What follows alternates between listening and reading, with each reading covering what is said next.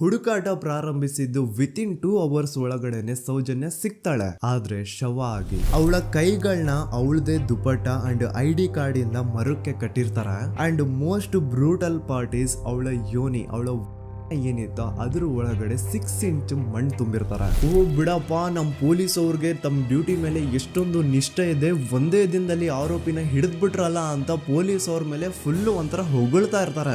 ಆದ್ರೆ ಪಾಪ ಜನರಿಗೆ ಎಲ್ಲಿ ಗೊತ್ತಿತ್ತು ಈ ಕೇಸ್ ನ ರಿಯಲ್ ಆರೋಪಿ ಬೇರೆ ಯಾರೋ ಇದಾರೆ, ಪೊಲೀಸ್ ಅವರೇ ಈ ಕೇಸ್ ನ ಮಿಸ್ಲೀಡ್ ಮಾಡೋದಕ್ಕೆ ಸುಮ್ನೆ ಸಂತೋಷ್ನ ಅರೆಸ್ಟ್ ಮಾಡಿದ್ದಾರೆ ಅಂತ. ಪೊಲೀಸ್ ಅವರು ಈ ಕೇಸ್ ಅಲ್ಲಿ ಕರಪ್ಟ್ ಆಗಿದ್ದಾರೆ, ಪೊಲೀಸ್ ಅವರೇ ಸತ್ಯ ಮುಚ್ಚಿಡ್ಲಿಕ್ಕೆ ಟ್ರೈ ಮಾಡ್ತಿದ್ದಾರೆ. ಹಾಗಾಗಿ ಈ ಕೇಸ್ ನ ಇನ್ಮುಂದೆ ಪೊಲೀಸ್ ಅವರಲ್ಲದೆ CBI ಅವರು ಇನ್ವೆಸ್ಟಿಗೇಷನ್ ಮಾಡಬೇಕು, ಈ ಕೇಸ್ ನ CBI ಒಪ್ಸಿ ಅಂತ ಅಗೇನ್ ಪ್ರೊಟೆಸ್ಟ್ ಗಳು ಸ್ಟಾರ್ಟ್ ಆಗ್ತವೆ. ಸೌಜನ್ಯ ಕೇಸ್ ಒಂದೇ ಅಲ್ಲ, ನಾರಾಯಣ ಹಾಗೂ ಯಮುನಾ ಕೇಸಲ್ಲೂ, ವೇದವಲ್ಲಿ ಕೇಸಲ್ಲೂ, ಆ ಬ್ಯಾಂಕ್ ಮ್ಯಾನೇಜರ್ ನ ಕೇಸಲ್ಲೂ ಹಾಗೂ ಪದ್ಮಲತಾ ಕೇಸಲ್ಲೂ ಸೀದಾ ಡೈರೆಕ್ಟ್ ಡೌಟ್ ಬರೋದೆ ಊರಿನ ಗೌಡ್ರ ಮೇಲೆ. ಸೌಜನ್ಯ ಕೇಸ್ ಬಿಟ್ಟು ಆ ಇನ್ನೊಂದು ಕೇಸ್ ಯಾವುದು, ಅದಕ್ಕೂ ಸಂತೋಷ್ಗೂ ಏನ್ ಸಂಬಂಧ, ಅದ್ರಲ್ಲಿ ಯಾಕೆ ಸಂತೋಷ್ನ ಪೊಲೀಸ್ ಅವರು ಫಿಟ್ ಮಾಡಿದ್ರು ಅಂತ ಪ್ರತಿಯೊಂದು ಹೇಳ್ತೀನಿ.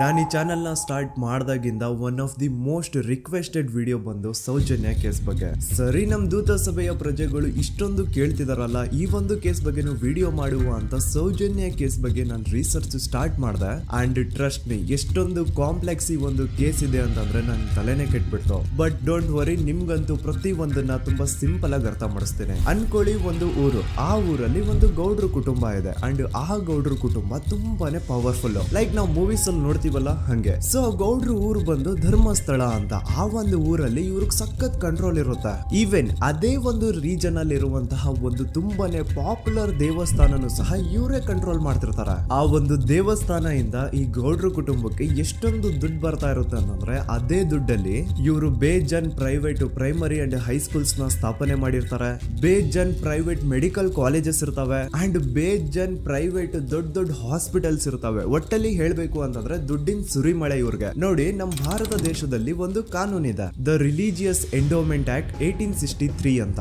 ಬೇಸಿಕಲಿ ಈ ಒಂದು ಕಾನೂನು ಏನ್ ಹೇಳುತ್ತೆ ಅಂತಂದ್ರೆ, ಭಾರತದಲ್ಲಿ ಯಾವ್ದೆಲ್ಲ ಹಿಂದೂ ಟೆಂಪಲ್ಸ್ ಇದಾವೋ ಅವೆಲ್ಲ ಗವರ್ಮೆಂಟ್ ಪ್ರಾಪರ್ಟಿ. ಆ ಹಿಂದೂ ಟೆಂಪಲ್ಸ್ ನ ಮ್ಯಾನೇಜ್ಮೆಂಟ್ ಎಲ್ಲ ಗವರ್ಮೆಂಟ್ ಕೈಗೆ ಹೋಗಿ ಗವರ್ಮೆಂಟ್ ಡಿಸೈಡ್ ಮಾಡುತ್ತೆ ಆ ಮ್ಯಾನೇಜ್ಮೆಂಟ್ ಅಲ್ಲಿ ಯಾರ್ ಕೆಲ್ಸಕ್ಕೆ ಇರಬೇಕು, ಯಾರ್ ಕೆಲ್ಸಕ್ಕೆ ಇರಬಾರ್ದು, ಅಂಡ್ ಆ ಟೆಂಪಲ್ ಇಂದ ಬರ್ತಿರುವಂತಹ ಡೊನೇಷನ್ ಅಮೌಂಟ್ ನ ಏನ್ ಮಾಡ್ಬೇಕು ಅಂತ. ಸೊ ಈ ಒಂದು ಕಾನೂನಿನ ಪ್ರಕಾರ ಗವರ್ಮೆಂಟ್ ಇಂಡಿಯಾದಲ್ಲಿ ಇರುವಂತಹ ಆಲ್ಮೋಸ್ಟ್ ಎಲ್ಲಾ ಹಿಂದೂ ಟೆಂಪಲ್ಸ್ ನ ತನ್ನ ಕಂಟ್ರೋಲ್ ಅಲ್ಲಿ ತಗೋತಾ ಇರ್ಬೇಕಾದ್ರೆ ಗವರ್ಮೆಂಟ್ ಅಫಿಷಿಯಲ್ಸ್ ಧರ್ಮಸ್ಥಳ ಶ್ರೀ ಮಂಜುನಾಥ ದೇವಸ್ಥಾನಕ್ಕೂ ರೀಚ್ ಔಟ್ ಮಾಡ್ತಾರೆ. ಅಂಡ್ ಆಗ ಇಷ್ಟು ದಿನ ಟೆಂಪಲ್ ನ ಕಂಟ್ರೋಲ್ ಮಾಡ್ತಿದ್ದಂತಹ ಆ ಗೌಡ್ರ ಕುಟುಂಬ ಏನ್ ಹೇಳುತ್ತೆ ಗೊತ್ತಾ, ಇಲ್ಲ ಇದು ಹಿಂದೂ ಟೆಂಪಲ್ ಅಲ್ಲ, ಇದು ಜೈನ್ ಫ್ಯಾಮಿಲಿಗೆ ಬಿಲಾಂಗ್ ಮಾಡುವಂತಹ ಒಂದು ಪ್ರೈವೇಟ್ ಟೆಂಪಲ್ ಅಂತ ಹೇಳ್ತಾರೆ. ನಾನ್ ಇಷ್ಟು ದಿನ ಧರ್ಮಸ್ಥಳ ಶ್ರೀ ಮಂಜುನಾಥ ದೇವಸ್ಥಾನ ಒಂದು ಹಿಂದೂ ಟೆಂಪಲ್ ಅಂತ ಅನ್ಕೊಂಡಿದ್ದೆ, ಆದ್ರೆ ಈಗಷ್ಟೇ ನನಗೂ ಗೊತ್ತಾಗಿದ್ದು ಇದು ಹಿಂದೂ ಟೆಂಪಲ್ ಅಲ್ಲ, ಇದು ಒಂದು ಜೈನ್ ಫ್ಯಾಮಿಲಿಗೆ ಬಿಲಾಂಗ್ ಮಾಡುವಂತಹ ಪ್ರೈವೇಟ್ ಜೈನ್ ಟೆಂಪಲ್ ಅಂತ.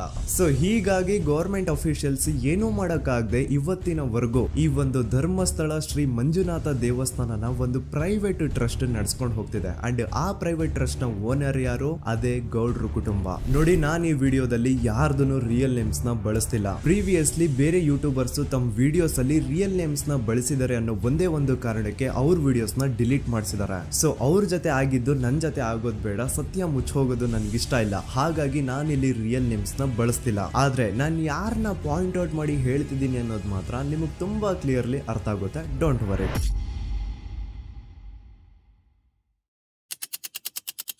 ದಿನಾಂಕ 9/10/2012. A very normal day for every one except Soujanya.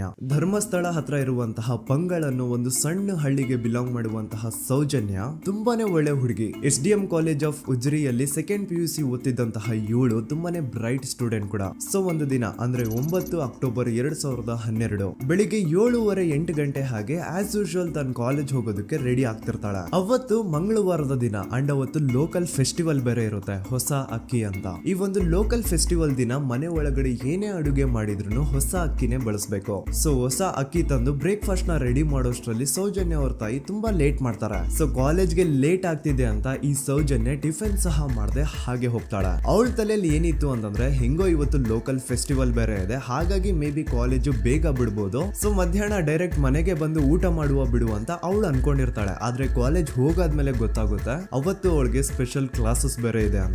Soujanya breakfast ಕೂಡ ಮಾಡಿರಲ್ಲ ಅಂಡ್ ಲಂಚ್ ಬಾಕ್ಸ್ ಕೂಡ ತಂದಿರಲ್ಲ. ಹಾಗಾಗಿ ಲಂಚ್ ಟೈಮ್ ಅಲ್ಲಿ ಸೌಜನ್ಯನ ಒಬ್ಳು ಫ್ರೆಂಡ್ ಜಾನ್ವಿ ತಾನ್ ತಂದಿರುವಂತಹ ಲಂಚ್ ಬಾಕ್ಸ್ ಅಲ್ಲಿ ಒಂದಿಷ್ಟು ಲಂಚ್ ನ ಆಫರ್ ಮಾಡ್ತಾಳೆ. ಆದ್ರೆ ಸೌಜನ್ಯ ಪರವಾಗಿಲ್ಲ ನೀನ್ ತಿನ್ನು, ನಾನ್ ಮನೆಗೆ ಹೋಗ್ಬಿಟ್ಟು ಊಟ ಮಾಡ್ಕೊಂತೀನಿ ಅಂತ ಹೇಳ್ತಾಳೆ. ಸುಮಾರು ಮಧ್ಯಾಹ್ನದ 3:45ಕ್ಕೆ ಕಾಲೇಜ್ ಬಿಡುತ್ತೆ. ಸೌಜನ್ಯ ಕಾಲೇಜ್ ಇಂದ ಬಸ್ ಅಲ್ಲಿ ಬಂದು ನೇತ್ರಾವತಿ ಬಸ್ ಸ್ಟಾಪ್ ಹತ್ರ ಇಳ್ಕೋತಾಳೆ. ಅವಳ ಜೊತೆ ಅವಳ ಕ್ಲಾಸ್ ಮೇಟ್ಸ್ ಅಂಡ್ ಫ್ರೆಂಡ್ಸ್ ಎಲ್ಲ ಇರ್ತಾರೆ. ಸೊ ಅವ್ರಿಗೆಲ್ಲ ಬಾಯ್ ಹೇಳ್ಬಿಟ್ಟು ಸೌಜನ್ಯ ತನ್ನ ಮನೆ ಕಡೆಗೆ ಹೊರಡ್ತಾಳೆ. ನೇತ್ರಾವತಿ ಬಸ್ ಸ್ಟಾಪ್ ಇಂದ ಸೌಜನ್ಯ ಮನೆಗೆ 20 ಮಿನಿಟ್ಸ್ ನ ವಾಕ್ ಇರುತ್ತೆ. ಮ್ಯಾಕ್ಸ್ ಟು ಮ್ಯಾಕ್ಸ್ 30 ಮಿನಿಟ್ ಹಿಡಿಬಹುದು. ಸೊ ಸೌಜನ್ಯ ನಡ್ಕೊಂಡು ಮನೆ ಕಡೆಗೆ ಹೋಗ್ತಾ ಇರ್ತಾಳೆ. ಒಂದ್ ಸ್ವಲ್ಪ ದೂರದಲ್ಲಿ ಪ್ರಕೃತಿ ಹಾಸ್ಪಿಟಲ್ ಅಂತ ಒಂದಿರುತ್ತೆ. ಅಲ್ಲಿನ ಸೆಕ್ಯೂರಿಟಿ ಗಾರ್ಡ್ ಸೌಜನ್ಯ ನಡ್ಕೊಂಡು ಹೋಗ್ತಾ ಇರೋದನ್ನ ನೋಡ್ತಾನೆ ಕೂಡ. ನಂತರ ಸೌಜನ್ಯ ಒಂದು 10 ನಿಮಿಷ ಹಂಗೆ ಮುಂದೆ ನಡ್ಕೊಂಡು ಹೋಗಾದ್ಮೇಲೆ ಸೌಜನ್ಯಗೆ ತನ್ನ ಮಾವ ಸಿಗ್ತಾರೆ. ಅವರು ಸೌಜನ್ಯನ ನೋಡಿ ಮಾತಾಡಿಸ್ತಾರೆ. ಯಾಕಮ್ಮ ಕಾಲೇಜಿಂದ ಇಷ್ಟು ಲೇಟ್ ಬರ್ತಿದ್ಯಾ ಅಂತ ಕೇಳ್ತಾರೆ. ಆಗ ಸೌಜನ್ಯ ಇಲ್ಲ ಮಾವ, ಕಾಲೇಜಲ್ಲಿ ಸ್ಪೆಷಲ್ ಕ್ಲಾಸ್ ಇತ್ತು ಹಾಗಾಗಿ ಲೇಟ್ ಆಗ್ಬಿಡ್ತು ಅಂತ ಹೇಳಿ ಒಂದೆರಡು ಮಾತಾಡಿಸಿ ನಂತರ ತನ್ನ ಮನೆ ಕಡೆ ತಾನು ಹೊರಡ್ತಾಳೆ. ಈಗ ಆ ಒಂದು ಪಾಯಿಂಟ್ ಇಂದ ಸೌಜನ್ಯಗೆ ತನ್ನ ಮನೆ ಹೋಗ್ಲಿಕ್ಕೆ 10 ನಿಮಿಷ ಬೇಕು. ಮ್ಯಾಕ್ಸ್ ಟು ಮ್ಯಾಕ್ಸ್ 20 ಮಿನಿಟ್ ಅನ್ಕೊಳ್ಳಿ. 3:45ಕ್ಕೆ ಕಾಲೇಜ್ ಬಿಟ್ರೆ ಅರೌಂಡ್ 4:30ಗೆ ಮನೇಲಿ ಇರ್ಬೇಕಾಗಿದ್ದು ಹುಡುಗಿ 6:30-7 ಗಂಟೆ ಆಗಿದ್ರು ಮನೆಗೆ ಸೇರಿರಲ್ಲ. ಸೊ ಮನೇಲಿ ಸೌಜನ್ಯ ಅವ್ರ ತಾಯಿಗೆ ಟೆನ್ಷನ್ ಸ್ಟಾರ್ಟ್ ಆಗುತ್ತೆ. ಏನಪ್ಪಾ ಈ ಹುಡುಗಿ ಎಷ್ಟೊತ್ತಾದ್ರೂ ಇನ್ನು ಮನೆಗ್ ಬಂದಿಲ್ವಲ್ಲ ಅಂತ. ಸೊ ಅವ್ರೇನ್ ಮಾಡ್ತಾರೆ, ಸೌಜನ್ಯ ಅವ್ರ ತಂದೆ ಕಾಲ್ ಮಾಡ್ಬಿಟ್ಟು ರೀ ಹಿಂಗೆ 3:30-4 ಗಂಟೆಗೆ ಕಾಲೇಜಿಂದ ಮನೆಗ್ ಬರ್ತಿದ್ದಿದ್ ನಮ್ ಹುಡುಗಿ ಇವತ್ತು 7 ಗಂಟೆ ಆದ್ರೂ ಇನ್ನು ಮನೆಗ್ ಬಂದಿಲ್ಲ, ನೀವು ಸ್ವಲ್ಪ ಬೇಗ ಮನೆಗ್ ಬಂದು ವಿಚಾರಿಸಿ ಅಂತ ಗಾಬ್ರಿಲಿ ಹೇಳ್ತಾರೆ. ಸರಿ ಅಂತ ಸೌಜನ್ಯ ಅವ್ರ ತಂದೆ ಮನೆಗ್ ಬಂದ್ಬಿಟ್ಟು ಸೌಜನ್ಯನ ಫ್ರೆಂಡ್ಸ್ ಕ್ಲಾಸ್ ಮೇಟ್ಸ್ ಯಾರ್ದೆಲ್ಲ ಅವ್ರ ಹತ್ರ ನಂಬರ್ ಇರುತ್ತೋ ಅವ್ರಿಗೆಲ್ಲ ಕಾಲ್ ಮಾಡ್ಬಿಟ್ಟು ಸೌಜನ್ಯ ಬಗ್ಗೆ ಕೇಳ್ತಾರ. ನಮ್ ಹುಡುಗಿ ಏನಾದ್ರೂ ನಿಮ್ ಮನೆಗ್ ಬಂದಿದ್ದಾಳ ಅಮ್ಮ ಅಂತ. ಆದ್ರೆ ಸೌಜನ್ಯನ ಫ್ರೆಂಡ್ಸ್ ಅಂಡ್ ಕ್ಲಾಸ್ ಮೇಟ್ಸ್ ಎಲ್ಲ ಇಲ್ಲ ಅಂಕಲ್ ನಮ್ಮ ಮನೆಗಂತೂ ಸೌಜನ್ಯ ಏನು ಬಂದಿಲ್ಲ, ಅವಳು ಬಸ್ ಸ್ಟಾಪ್ ಇಂದ ಸೀದಾ ನಿಮ್ ಮನೆ ಕಡೆಗೇನೆ ಹೊರಟ್ಲಲ್ವಾ, ಯಾಕೆ ಇನ್ನೂ ಬಂದಿಲ್ವಾ ಅಂತ ಕೇಳ್ತಾರ. ಆಗ ಸೌಜನ್ಯ ಅವ್ರ ತಂದೆ ಇಲ್ಲಮ್ಮ ಬಂದಿಲ್ಲ ಹಾಗಾಗಿನೇ ಕಾಲ್ ಮಾಡಿರೋದು ಅಂತ ಹೇಳಿ ಕಾಲ್ ಕಟ್ ಮಾಡ್ತಾರ. ದೆನ್ ಸೌಜನ್ಯ ಅವ್ರ ತಂದೆ ಸೌಜನ್ಯ ಅವ್ರ ಮಾವ ಕಾಲ್ ಮಾಡ್ತಾರ. ಅಳಿಯ ಎಲ್ಲಿದ್ಯಾ, ನನ್ ಮಗಳು ಇನ್ನು ಮನೆಗ್ ಬಂದಿಲ್ಲ, ನೀನೇನಾದ್ರೂ ಅವಳನ್ನ ನೋಡ್ದ ಅಂತ ಕೇಳ್ತಾರ. ಆ ಕಡೆಯಿಂದ ಅವರು ಸೌಜನ್ಯನ ಮಾವ ಹೇಳ್ತಾರೆ, ಹ್ಞೂ ನಾನ್ ನೋಡ್ದೆ, 4:15 ಹಾಗೆ ಆ ಹುಡುಗಿ ಕಾಲೇಜಿಂದ ಬರ್ಬೇಕಾದ್ರೆ ನನಗ್ ಕಾಣಿಸಿದ್ಲು, ನಾನ್ ಸ್ವಲ್ಪ ಮಾತಾಡ್ದೆ ಅವಳ ಹತ್ರ, ಅದಾದ್ಮೇಲೆ ಅವಳು ಮನೆ ಕಡೆ ಹೋದ್ಲಲ್ಲ, ಯಾಕೆ ಇನ್ನೂ ಬಂದಿಲ್ವಾ ಅಂತ ಅವರೇ ಉಲ್ಟಾ ಕ್ವಶನ್ ಕೇಳ್ತಾರ. ಈ ಕಡೆ ಸೌಜನ್ಯ ಅವ್ರ ತಂದೆ ಇಲ್ಲ 7 ಗಂಟೆ ಆದ್ರೂ ಮಗು ಇನ್ನು ಮನೆಗ್ ಬಂದಿಲ್ಲ, ನಮ್ಗೆ ಯಾಕೋ ತುಂಬಾ ಗಾಬರಿ ಆಗ್ತಿದೆ, ನೀನೊಂದ್ ಕೆಲ್ಸ ಮಾಡು, ನಮ್ಮವ್ರನ್ನೆಲ್ಲ ಸೇರ್ಸು, ಎಲ್ರೂ ಸೇರಿ ಹುಡುಕುವ ಅವಳನ್ನ ಅಂತ ಸುಮಾರು ರಾತ್ರಿ 7 ಗಂಟೆಯಿಂದ ಹಿಡಿದು 11 ಗಂಟೆವರೆಗೂ ಸೌಜನ್ಯನ ಮನೆಯವರು ಅಂಡ್ ಊರಿನ ಜನ 200-300 ಜನ ಸೇರ್ಕೊಂಡು ಸೌಜನ್ಯನ ಹುಡುಕ್ತಾರೆ. ಆದ್ರೆ ಸೌಜನ್ಯನ ಒಂದು ಸುಳಿವು ಸಿಗಲ್ಲ. ಸೊ ಕೊನೆಗೆ ಸಹಾಯ ಕೇಳ್ತಾ ರಾತ್ರಿ 11 ಗಂಟೆ ಹಾಗೆ ಸೌಜನ್ಯನ ತಂದೆ ತಾಯಿ ಅಂಡ್ ಊರಿನ ಜನ ಎಲ್ಲ ಬೆಳ್ತಂಗಡಿ ಪೊಲೀಸ್ ಸ್ಟೇಷನ್ ಹತ್ರ ಹೋಗ್ತಾರ. ಅಲ್ಲಿ ಪೊಲೀಸ್ ಅವ್ರ ಹತ್ರ ಕಾಲೇಜ್ ಹೋಗಿದ್ ನಮ್ ಹುಡುಗಿ ಇಷ್ಟೊತ್ತಾದ್ರೂ ಇನ್ನು ಮನೆಗ್ ಬಂದಿಲ್ಲ, ಎಷ್ಟು ಹುಡುಕಿದ್ರು ಸಿಗ್ತಾ ಇಲ್ಲ, ಸೊ ಪ್ಲೀಸ್ ಒಂದು ಮಿಸ್ಸಿಂಗ್ ರಿಪೋರ್ಟ್ ನ ಫೈಲ್ ಮಾಡಿ ನಮ್ ಹುಡುಗಿನ ಹುಡುಕೊಡಿ ಅಂತ ಕೇಳ್ಕೊತಾರ. ಆದ್ರೆ ಪೊಲೀಸ್ ಅವರು ಒಪ್ಪಲ್ಲ. ಇಲ್ಲ ಯಾವುದೇ ಪರ್ಸನ್ ಮಿಸ್ಸಿಂಗ್ ಆದ್ರೆ ಆಫ್ಟರ್ 24 ಅವರ್ಸ್ ಆದ್ಮೇಲೆನೆ ರಿಪೋರ್ಟ್ ಫೈಲ್ ಮಾಡಕ್ಕಾಗೋದು. ಸೊ ನೀವ್ ಒಂದ್ ಕೆಲ್ಸ ಮಾಡಿ, ಈಗ ಮನೆಗ್ ಹೋಗಿ ನಾಳೆ ಬೆಳಿಗ್ಗೆವರೆಗೂ ನೋಡಿ, ನಾಳೆ ಬೆಳಿಗ್ಗೆವರೆಗೂ ನಿಮ್ ಮಗಳು ನಿಮ್ ಮನೆಗ್ ಬಂದಿಲ್ಲ ಅಂತಂದ್ರೆ ಆಗ ಬಂದ್ಬಿಟ್ಟು ಮಿಸ್ಸಿಂಗ್ ರಿಪೋರ್ಟ್ ನ ಫೈಲ್ ಮಾಡಿಸಿ ಅಂತ ಹೇಳಿ ಕಳಿಸ್ತಾರ. ಆಗ ಆಲ್ಮೋಸ್ಟ್ ಮಿಡ್ ನೈಟ್ ಆಗಿರೋದ್ರಿಂದ ಅಂಡ್ ಮಳೆ ಬೇರೆ ತುಂಬಾ ಜೋರಾಗಿ ಬರ್ತಾ ಇರುತ್ತೆ. ಸೊ ಈ ಸಿಚುವೇಶನ್ ಅಲ್ಲಿ ಸೌಜನ್ಯನ ಹುಡುಕ್ಲಿಕ್ಕೆ ಆಗಲ್ಲ. ನಾಳೆ ಬೆಳಿಗ್ಗೆ ಸೇರ್ಕೊಂಡು ಅಗೇನ್ ಎಲ್ರು ಸೌಜನ್ಯನ ಹುಡುಕುವ ಅಂತ ಸೌಜನ್ಯನ ಮನೆಯವರು ಅಂಡ್ ಊರಿನ ಜನ ಎಲ್ರು ತಮ್ಮ ಮನೆಗೆ ಹೋಗ್ಬಿಡ್ತಾರ.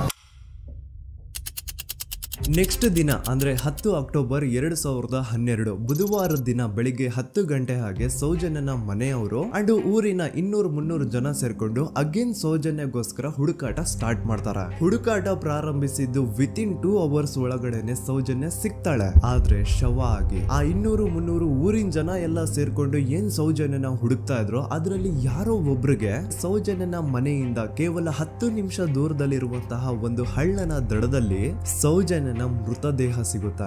ಈಗ ಸತ್ತಿರುವಂತಹ ಸೌಜನ್ಯನ ಡೆಡ್ ಬಾಡಿ ಯಾವ ಒಂದು ಕಂಡೀಷನ್ ಅಲ್ಲಿ ಇತ್ತು ಅಂತ ಹೇಳ್ತೀನಿ, ಸ್ವಲ್ಪ ಗಮನ ಇಟ್ಟು ಕೇಳಿಸ್ಕೊಳ್ಳಿ. ಅವಳ ಕೈಗಳನ್ನ ಅವಳದೇ ದುಪಟ್ಟ ಅಂಡ್ ID ಕಾರ್ಡ್ ಇಂದ ಮರಕ್ಕೆ ಕಟ್ಟಿರ್ತಾರ. ಅವಳ ಬಾಡಿ ಎಲ್ಲ ನೇಕೆಡ್ ಇರುತ್ತೆ, ಮೈ ಮೇಲೆ ಸರಿಯಾದ ಬಟ್ಟೆ ಇರಲ್ಲ, ಮೈ ಮೇಲೆ ಮಲ್ಟಿಪಲ್ ಕಟ್ ಮಾರ್ಕ್ಸ್ ಇರುತ್ತೆ, ತುಂಬಾ ಜೋರಾಗಿ ಹೊಡೆದಿರುವಂತಹ ಗಾಯಗಳು ಮೈ ಮೇಲೆ ಎದ್ದು ಕಾಣಿಸ್ತಿರ್ತವೆ. ಅವಳ ರಿಪ್ಸ್ ಎದೆ ಭಾಗದ ಮೂಳೆಗಳೆಲ್ಲ ಮುರಿದು ಹೋಗ್ಬಿಟ್ಟಿರ್ತವೆ and most brutal part is ಅವಳ ಯೋನಿ, ಅವಳ ಏನಿತ್ತು ಅದ್ರ ಒಳಗಡೆ 6 ಇಂಚ್ ಮಣ್ಣು ತುಂಬಿರ್ತಾರೆ. ಆ ಬಾಡಿ ಕಂಡೀಷನ್ ನ ನೋಡಿದಾದ್ಮೇಲೆ ಒಂದಂತೂ ತುಂಬಾ ಕ್ಲಿಯರ್ ಆಗಿ ಅರ್ಥ ಆಗುತ್ತೆ, ಅವಳನ್ನ ಯಾರೋ ತುಂಬಾ ಫೋರ್ಸ್ಫುಲಿ ಮಾಡಿ ನಂತರ ನಿರ್ದಯವಾಗಿ ಸಾಯಿಸಿದ್ದಾರೆ ಅಂತ. ಇಲ್ಲಿ ಕ್ರಿಮಿನಲ್ಸ್ ನ ಬುದ್ಧಿವಂತಿಕೆ ನೋಡಿ ಪೊಲೀಸ್ ಅವ್ರಿಗೆ ಏನೂ ಸುಳಿವು ಸಿಗ್ಬಾರ್ದು ಅಂತ ಅವಳ ಯೋನಿ ಒಳಗಡೆ 6 ಇಂಚ್ ಅಷ್ಟು ಮಣ್ಣು ತುಂಬ ಹೋಗಿರ್ತಾರೆ. ಸೊ ದೆನ್ ಪೊಲೀಸ್ ಅವ್ರಿಗೆ ವಿಷಯ ಗೊತ್ತಾಗುತ್ತೆ. ಅವರು ಸ್ಪಾಟ್ ಗೆ ಬಂದು ಸೌಜನ್ಯನ ಬಾಡಿನ ರಿಕವರ್ ಮಾಡಿ ಆ ಒಂದು ಸ್ಪಾಟ್ ನ ಕಂಪ್ಲೀಟ್ ಸೀಸ್ ಮಾಡ್ತಾರೆ.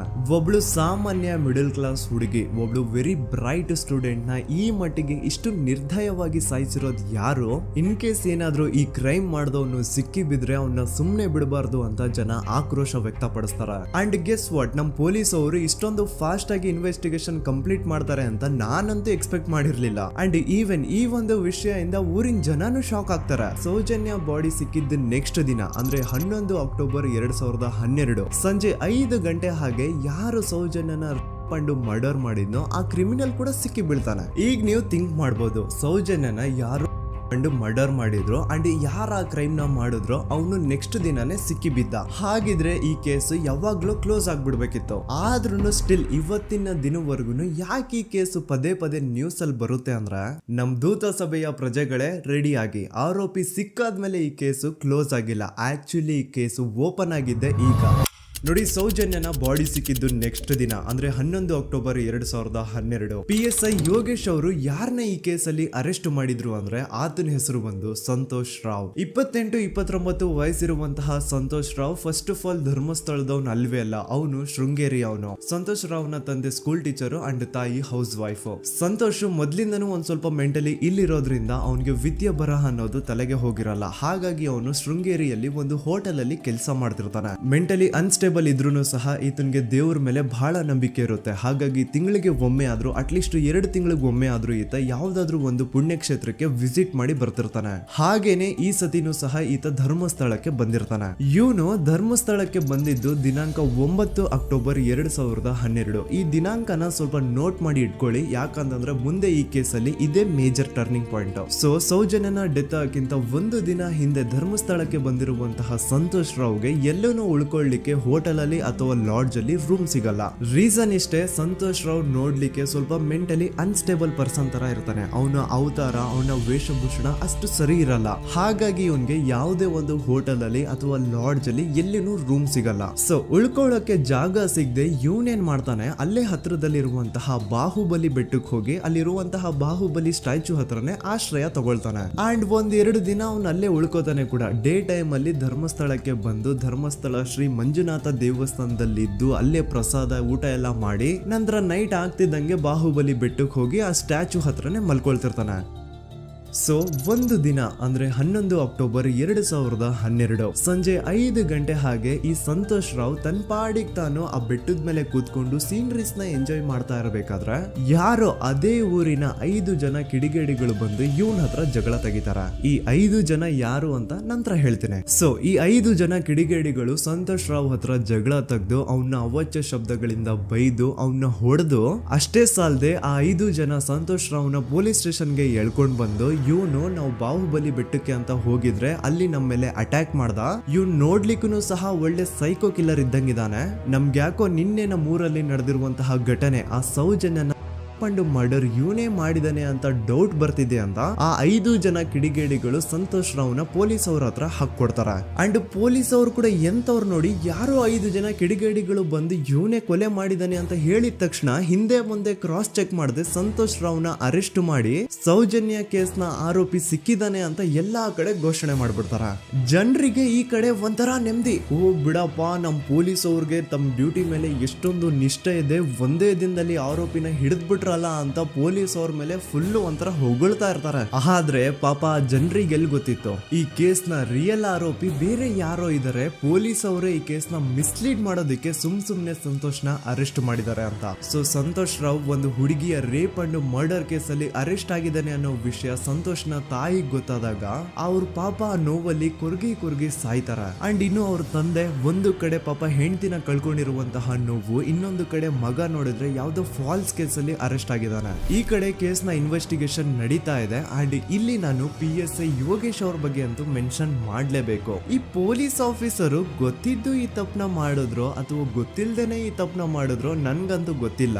ಸೊ ಇವ್ರು ಏನ್ ಮಾಡ್ತಾರೆ ಅಂತಂದ್ರೆ, ಸೌಜನ್ಯನ ಬಾಡಿನ ಪೋಸ್ಟ್ ಮಾರ್ಟಮ್ಗೆ ಕಳಿಸಿದಾಗ ಡಾಕ್ಟರ್ಸ್ ಹಂಗೋ ಹಿಂಗೋ ಮಾಡಿ ಇಂದ ಕೆಲವೊಂದು ಸ್ಪರ್ಮ್ ನ ಸ್ಯಾಂಪಲ್ಸ್ ಕಲೆಕ್ಟ್ ಮಾಡ್ತಾರೆ. ಅದನ್ನ ಅವರು PSI ಯೋಗೇಶ್ಗೆ ಕೊಟ್ಟು ಇದನ್ನ ವಿತಿನ್ 72 ಅವರ್ಸ್ ಒಳಗಡೆ ಇನ್ನೊಂದು ಲ್ಯಾಬ್ ಗೆ ಸಬ್ಮಿಟ್ ಮಾಡಿ ಅಂತ ತುಂಬಾ ಕ್ಲಿಯರ್ ಆಗಿ ಹೇಳ್ತಾರೆ. ಆದ್ರೆ PSI ಯೋಗೇಶ್ ಆ ಸ್ಪರ್ಮ್ ಸ್ಯಾಂಪಲ್ಸ್ ನ ವಿತಿನ್ 72 ಅವರ್ಸ್ ಒಳಗಡೆ ಲ್ಯಾಬ್ ಕಳ್ಸೋದಿರ್ಲಿ, ಅದನ್ನ 12 ದಿನ ಆದ್ಮೇಲೆ ಲ್ಯಾಬ್ ಕಳಿಸ್ತಾರೆ. ಅಷ್ಟೊತ್ತಿಗೆ ಆಲ್ರೆಡಿ ಆ ಸ್ಪರ್ಮ್ ಸ್ಯಾಂಪಲ್ಸ್ ಗೆಲ್ಲ ಫಂಗಸ್ ಹಿಡಿದು ಅದು ಅನ್ಫಿಟ್ ಫಾರ್ ಟೆಸ್ಟಿಂಗ್ ಅಂತ ಬರುತ್ತೆ. ಈಗ ನೀವೇ ಹೇಳಿ, ಎಂತ ಡಂಬೆಸ್ಟ್ ಪರ್ಸನ್ ಪೊಲೀಸ್ ಆಫೀಸರ್ ಆಗಿದ್ರು ಅವನ ಹತ್ರ ಒಂದು ಮರ್ಡರ್ ಕೇಸ್ ಬಂದಾಗ ಅವನ ಹತ್ರ ಇರೋ ಮೇನ್ ಸಾಕ್ಷಿನೇ, ಮೇನ್ ಎವಿಡೆನ್ಸ್ ಆ ಹುಡುಗಿಯ ಇಂದ ಕಲೆಕ್ಟ್ ಆಗುವಂತಹ ಸ್ಪರ್ಮ್ ಸ್ಯಾಂಪಲ್ಸ್. ಸೊ ಅದನ್ನ ಮೊದಲು ಲ್ಯಾಬ್ ಕಳಿಸಿ ಅದನ್ನ ಐಡೆಂಟಿಫೈ ಮಾಡೋದು ಪೊಲೀಸ್ ಅವರ ಫಸ್ಟ್ ಡ್ಯೂಟಿ. ಆದ್ರೆ ಇಲ್ಲಿ PSI ಯೋಗೇಶ್ ಅವರು ಇದನ್ನೇ ಮರ್ತು ಹೋದ್ರು ಅಂತ ನೋಡಿ. ಯಾವುದೇ ಒಂದು ಕೇಸ್ ಅಲ್ಲಿ ಪೊಲೀಸ್ ಅವರು ಆದಷ್ಟು ಎವಿಡೆನ್ಸ್ ನ ಕಲೆಕ್ಟ್ ಮಾಡೋದಕ್ಕೆ ಟ್ರೈ ಮಾಡ್ತಾರೆ. ಆದ್ರೆ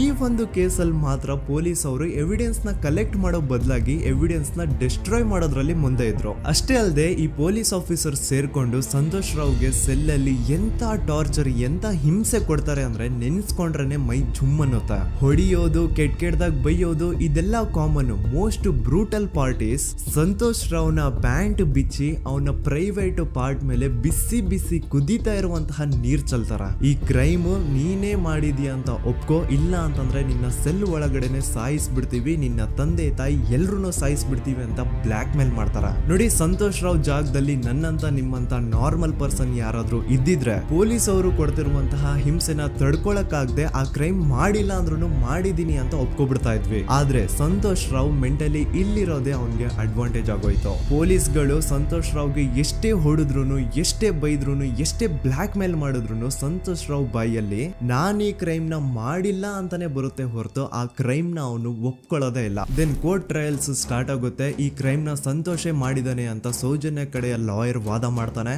ಅದಕ್ಕೆ ಆಪೋಸಿಟ್ ಆಗಿ ಸಂತೋಷ್ ರಾವ್ ಕಡೆಯಿಂದ ಒಬ್ರು ಲಾಯರ್ ಇಲ್ಲ, ಸಂತೋಷ್ ರಾವ್ ಈ ಕ್ರೈಮ್ ನ ಮಾಡ್ಲಿಕ್ಕೆ ಸಾಧ್ಯನೇ ಇಲ್ಲ ಅಂತ ವಾದ ಮಾಡ್ತಿರ್ತಾರೆ. ಅಂಡ್ ಕೋರ್ಟ್ ಇಂದ ಆಚೆಗಡೆ ಸಂತೋಷ್ ರಾವ್ ನ ಅಗೇನ್ಸ್ಟ್ ಸ್ಟೂಡೆಂಟ್ಸ್ ಪ್ರೊಟೆಸ್ಟ್ ನಡೆಯುತ್ತೆ, ಪಬ್ಲಿಕ್ ಪ್ರೊಟೆಸ್ಟ್ ನಡೆಯುತ್ತೆ. ಅರೆಸ್ಟ್ ಆಗಿರುವಂತಹ ಸಂತೋಷ್ ರಾವ್ಗೆ ಗಲ್ಲಿಗೇರಿಸ್ರಿ ಅಂತ ಅವ್ರು ಡಿಮ್ಯಾಂಡ್ ಮಾಡ್ತಿರ್ತಾರೆ. ಸೊ ಹೀಗೆ ಒಂದು 2-3 ವರ್ಷ ಕಳೆದು ಹೋಗುತ್ತೆ. ನಂತರ ಒಂದು ಕೋರ್ಟ್ ಟ್ರಯಲ್ ಅಲ್ಲಿ ಸಂತೋಷ್ ರಾವ್ ಪರವಾಗಿ ಹೋರಾಡ್ತಿದ್ದಂತಹ ಲಾಯರ್ ಯಾಕೆ ಈ ಕೇಸ್ ಅಲ್ಲಿ ಸಂತೋಷ್ ಆರೋಪಿ ಅಲ್ಲ ಅಂತ ಪ್ರೂವ್ ಮಾಡ್ಲಿಕ್ಕೆ ಕೆಲವೊಂದು ಪಾಯಿಂಟ್ಸ್ ನ ಮುಂದೆ ಇಡ್ತಾರೆ. ಅದೇನಂತಂದ್ರೆ, ಮೊದಲನೇದಾಗಿ ಸಂತೋಷ್ ರಾವೇ ಈ ಕ್ರೈಮ್ ನ ಮಾಡಿದಾನೆ ಅಂತ ಒಬ್ರು ಒಂದು ಐ ವಿಟ್ನೆಸ್ ಇರಲ್ಲ. ಇನ್ನೊಂದೇನು ಅಂತಂದ್ರೆ, ಯಾವೊಂದು ಕಂಡೀಷನ್ ಅಲ್ಲಿ, ಯಾವೊಂದು ಬ್ರೂಟಲ್ ಕಂಡೀಷನ್ ಅಲ್ಲಿ ಸೌಜನ್ಯನ ಬಾಡಿ ಸಿಕ್ಕಿತ್ತೋ ಅದನ್ನ ಗಮನದಲ್ಲಿಟ್ಕೊಂಡು ಸ್ವಲ್ಪ ಪ್ರಾಕ್ಟಿಕಲ್ ಆಗಿ ಥಿಂಕ್ ಮಾಡಿದ್ರೆ ಆ ಒಂದು ಭೀಕರ ಕ್ರೈಮ್ ನ ಒಬ್ನೇ ಮಾಡ್ಲಿಕ್ಕೆ ಸಾಧ್ಯನೇ ಇಲ್ಲ. ಇನ್ನೊಂದು ಪಾಯಿಂಟ್ ಏನು ಅಂತಂದ್ರೆ, ಸೌಜನ್ಯನ ಇಂದ ಪೊಲೀಸ್ ಅವ್ರಿಗೆ ಯಾವುದೇ ಸ್ಪರ್ಮ್ ಸ್ಯಾಂಪಲ್ ಸಿಗ್ಬಾರ್ದು ಅಂತ 6 ಇಂಚು ಅಷ್ಟು ಮಣ್ಣು ಹಾಕಿರ್ತಾರ. ಸೊ ಈಗ ನೀವೇ ಹೇಳಿ, ಮೆಂಟಲಿ ಇಲ್ಲಿರುವಂತಹ ಪರ್ಸನ್ಗೆ ಇಷ್ಟೊಂದು ಬುದ್ಧಿವಂತಿಕೆ ಇರುತ್ತಾ? ಅನ್ಕೊಳ್ಳಿ, ಅಷ್ಟೊಂದು ಬುದ್ಧಿವಂತಿಕೆ ಅವ್ನಿಗಿದ್ರು ಆ ಕ್ರೈಮ್ ಮಾಡಾದ್ಮೇಲೆ ಅವನ ಆ ಊರಿಂದ ಓಡ್ ಹೋಗ್ಬೋದಾಗಿತ್ತು. ಆದ್ರೆ ಮತ್ತ್ಯಾಕೆ ಅವನು ಅದೇ ಊರಲ್ಲೇ ಇರ್ತಾನೆ? ಅಂಡ್ ಸೌಜನ್ಯ ಕೊನೆಯದಾಗಿ ಪ್ರಕೃತಿ ಹಾಸ್ಪಿಟಲ್ ಮುಂದ್ಗಡೆಯಿಂದ ನಡ್ಕೊಂಡು ಹೋಗ್ತಾ ಇರ್ಬೇಕಾದ್ರೆ ಆ ಪ್ರಕೃತಿ ಹಾಸ್ಪಿಟಲ್ ನ ಸೆಕ್ಯೂರಿಟಿ ಗಾರ್ಡ್ ನೋಡ್ತಾನೆ. ಅಂಡ್ ಪ್ರಕೃತಿ ಹಾಸ್ಪಿಟಲ್ ನ ಆಚೆಗಡೆ CCTV ಕ್ಯಾಮರಾನು ಇರುತ್ತೆ. ಸಡನ್ಲಿ ಆ CCTV ಫುಟೇಜ್ ಕೂಡ ಕಾಣೆ ಆಗ್ಬಿಡುತ್ತಾ. ಇನ್ನೊಂದೇನು ಅಂತಂದ್ರೆ, ಸೌಜನ್ಯನ ಮರ್ಡರ್ ಆಗಿದ್ದು ನೆಕ್ಸ್ಟ್ ದಿನಾನೇ ಪೊಲೀಸ್ ಅವರು ಆರೋಪಿನ ಹಿಡಿದ್ರು. ಸೊ ಹಾಗಿದ್ದಾಗ ಆ ಕಲೆಕ್ಟ್ ಮಾಡಿರುವಂತಹ ಸ್ಪರ್ಮ್ ಸ್ಯಾಂಪಲ್ಸ್ ನ ಲ್ಯಾಬ್ ಗೆ ಕಳಿಸಿ ಇವನೇ ಆರೋಪಿ ಅಂತ ಕನ್ಫರ್ಮ್ ಮಾಡೋ ಬದಲಾಗಿ ಯಾಕೆ ಪೊಲೀಸ್ ಅವರು ಆ ಸ್ಪರ್ಮ್ ಸ್ಯಾಂಪಲ್ಸ್ ನ ತಮ್ಮ ಹತ್ರನೇ ಇಟ್ಕೊಂಡು 12 ದಿನವರೆಗೂ ಅದಕ್ಕೆ ಫಂಗಸ್ ಹಿಡಿಯೋವರೆಗೂ ಕಾದು ಆಮೇಲೆ ಅದನ್ನ ಲ್ಯಾಬ್ ಕಳಿಸಿದ್ರು? ಅಂಡ್ ಮೇನ್ ಇಂಪಾರ್ಟೆಂಟ್ ಆಗಿ ಸಂತೋಷ್ ರಾವ್ಗೆ ಒಂದು ಗುಪ್ತ ರೋಗ ಇರುತ್ತೆ, ಅದೇ ಫಿಮೋಸಿಸ್ ಅಂತ. ಈ ಕಾಯಿಲೆ ಏನು ಅಂತ ನಾನು ಈ ವಿಡಿಯೋದಲ್ಲಿ ಡೀಟೇಲ್ಡ್ ಆಗಿ ಎಕ್ಸ್ಪ್ಲೈನ್ ಮಾಡ್ಲಿಕ್ಕೆ ಆಗಲ್ಲ. ಜಸ್ಟ್ ತಿಳ್ಕೊಳ್ಳಿ, ಈ ಒಂದು ಕಾಯಿಲೆ ಇರೋರು ಇಂಟಿಮಸಿ ಮಾಡ್ಲಿಕ್ಕೆ ಆಗಲ್ಲ. ಇನ್ ಕೇಸ್ ಮಾಡಿದ್ರು ಅವರು ಸುಖ ಅಲ್ಲ ನರಕ ಕಾಣ್ತಾರ. ಸೊ ಇಷ್ಟೆಲ್ಲ ವ್ಯಾಲಿಡ್ ಪಾಯಿಂಟ್ಸ್, ಇಷ್ಟೆಲ್ಲ ಫ್ಯಾಕ್ಟ್ಸ್ ಕಣ್ ಮುಂದೆ ಇರ್ಬೇಕಾದ್ರೆ ಸ್ಟಿಲ್ ಪೊಲೀಸ್ ಅವರು ಯಾಕೆ ಈ ಕ್ರೈಮ್ ನ ಸಂತೋಷ್ ರಾವೇ ಮಾಡಿದಾನೆ ಅಂತ ಇವನ್ ಹಿಂದೆ ಬಿದ್ದಿದ್ದಾರೆ? ಯಾಕೆ ಅವರು ಈ ಕ್ರೈಮ್ ಇವನ್ ಬಿಟ್ರೆ ಬೇರೆ ಯಾರಾದ್ರೂ ಮಾಡಿರ್ಬೋದಲ್ಲ ಅಂತ ಆ ಆಂಗಲ್ ಅಲ್ಲಿ ಇನ್ವೆಸ್ಟಿಗೇಷನ್ ಮಾಡ್ತಿಲ್ವಲ್ಲ ಅಂತ ಪೊಲೀಸ್ ಅವರ ಇನ್ವೆಸ್ಟಿಗೇಷನ್ ಮೇಲೆ ಈಗ ಕ್ವಶನ್ ಬರುತ್ತೆ. So after hearing all of this, ಎಲ್ಲರಿಗೂ ಈಗ ಪೊಲೀಸ್ ಅವರ ಇನ್ವೆಸ್ಟಿಗೇಷನ್ ಇನ್ವೆಸ್ಟಿಗೇಷನ್ ಮೇಲೆ ಡೌಟ್ ಬರುತ್ತೆ. ಅಂಡ್ ಈವನ್ ಸೌಜನ್ಯ ಅವ್ರ ಮನೆಯವರು ಕೂಡ ನಿಜವಾದ ಆರೋಪಿ ಸಂತೋಷ್ ಅಲ್ಲ ಅಂತ ತಮ್ಮ ಅಭಿಪ್ರಾಯನ ವ್ಯಕ್ತಪಡಿಸ್ತಾರೆ. ಆಗ ಅಲ್ಲಿವರೆಗೂ ಸಂತೋಷ್ ರಾವ್ನ ಗಲ್ಲಿಗೇರಿಸಿ ಅಂತ ಏನು student protest and public protest ಎಲ್ಲ ನಡೀತಾ ಇತ್ತು, ಈಗ ಅದೆಲ್ಲ ನಿಂತು ಹೋಗಿ ಎಲ್ಲಾ ಹೇಟ್ರೇಡ್ ಪೊಲೀಸ್ ಅವ್ರ ಕಡೆಗೆ ಹೋಗುತ್ತೆ. ಪೊಲೀಸ್ ಅವರು ಈ ಕೇಸಲ್ಲಿ ಕರಪ್ಟ್ ಆಗಿದ್ದಾರೆ, ಪೊಲೀಸ್ ಅವರೇ ಸತ್ಯ ಮುಚ್ಚಿಡ್ಲಿಕ್ಕೆ ಟ್ರೈ ಮಾಡ್ತಿದ್ದಾರೆ. ಹಾಗಾಗಿ ಈ ಕೇಸ್ ನ ಇನ್ ಮುಂದೆ ಪೊಲೀಸ್ ಅವರಲ್ಲದೆ ಸಿಬಿಐ ಅವರು ಇನ್ವೆಸ್ಟಿಗೇಷನ್ ಮಾಡಬೇಕು, ಈ ಕೇಸ್ ನ ಸಿಬಿಐ ಒಪ್ಸಿ ಅಂತ ಅಗೇನ್ ಪ್ರೊಟೆಸ್ಟ್ ಗಳು ಸ್ಟಾರ್ಟ್ ಆಗ್ತವೆ. ಸೊ ಧರ್ಮಸ್ಥಳದಲ್ಲಿ ಇಷ್ಟೊಂದು ಹೋರಾಟಗಳಾಗ್ತಿದಾವೆ, ಒಬ್ಳು ಹುಡುಗಿ ಜೊತೆ ಇಷ್ಟೊಂದು ಅನ್ಯಾಯ ಆಗಿದೆ, ಆದ್ರೂ ಸಹ ಧರ್ಮಾಧಿಕಾರಿ ಏನು ಮಾತೇ ಆಡ್ತಿಲ್ವಲ್ಲ ಈ ಹುಡುಗಿ ಬಗ್ಗೆ ಅಂತ ಜನರು ಪ್ರಶ್ನೆ ಮಾಡಿದಾಗ ಆಗ ಧರ್ಮಾಧಿಕಾರಿನೂ ಜನರು ಮುಂದೆ ಬಂದ್ಬಿಟ್ಟು ಈ ಕೇಸ್ ನ ಸಿಬಿಐ ಒಪ್ಸಿ ಅಂತ ಹೋರಾಟ ಮಾಡ್ತಾರ. ನಂತರ ಈ ಒಂದು ಕೇಸು ಪೊಲೀಸ್ ಅವರಿಂದ ಸಿಬಿಐ ಕೈಗೆ ಹೋಗುತ್ತೆ. ಸಿಬಿಐ ಕೈಗೆ ಹೋಗಿದ ತಕ್ಷಣ ಇಲ್ಲೇನು ಸತ್ಯ ಹೊರಗೆ ಬಂದಿಲ್ಲ. ಆ ಸಿಬಿಐ ಅವರು 3-4 ವರ್ಷ ಟೈಮ್ ತಗೊಂಡು ಮತ್ತೆ ಈ ಒಂದು ಕೇಸ್ ನ ರೀ ಇನ್ವೆಸ್ಟಿಗೇಷನ್ ಮಾಡ್ತಾರೆ. ಆದ್ರೆ ಅಲ್ಲೇನು ಇನ್ವೆಸ್ಟಿಗೇಷನ್ ಮಾಡ್ಲಿಕ್ಕೆ ಉಳ್ದೇ ಇರಲ್ಲ. ಆ ಪೊಲೀಸ್ ಅವರು ಅವ್ರ ಕೈಯಲ್ಲಿ ಈ ಕೇಸು ಇದ್ದಷ್ಟು ದಿನ ಎಷ್ಟಾಗುತ್ತೋ ಅಷ್ಟು ಎವಿಡೆನ್ಸ್ ನ ಡೆಸ್ಟ್ರಾಯ್ ಮಾಡ್ಬಿಟ್ಟಿರ್ತಾರ. ಸೊ ಹಾಗಾಗಿ ಅಲ್ಲಿ ಸಿಬಿಐ ಅವ್ರಿಗೆ ಇನ್ವೆಸ್ಟಿಗೇಷನ್ ಮಾಡ್ಲಿಕ್ಕೆ ಏನ್ ಉಳ್ದೇ ಇರಲ್ಲ. ಆದ್ರೂ ಸ್ಟಿಲ್ ಅವರು 3-4 ಇಯರ್ಸ್ ಟೈಮ್ ತಗೊಂಡು ನಂತರ ಫೈನಲಿ ಒಂದು ರಿಪೋರ್ಟ್ ನ ಕೋರ್ಟ್ ಗೆ ಸಬ್ಮಿಟ್ ಮಾಡ್ತಾರೆ. ಅಂಡ್ ಸಿಬಿಐ ಅವರು ಕೋರ್ಟ್ ಗೆ ಸಬ್ಮಿಟ್ ಮಾಡಿರುವಂತಹ ಆ ಒಂದು ರಿಪೋರ್ಟ್ ಅಲ್ಲಿ ಏನಿತ್ತು ಅಂದ್ರೆ ಸಿಬಿಐ ಇನ್ವೆಸ್ಟಿಗೇಷನ್ ಕನ್ಫರ್ಮ್ಸ್ ದಟ್ ಈ ಒಂದು ಕ್ರೈಮ್ ನ ಸಂತೋಷ್ ರಾವೇ ಮಾಡಿದಾನೆ ಅಂತ.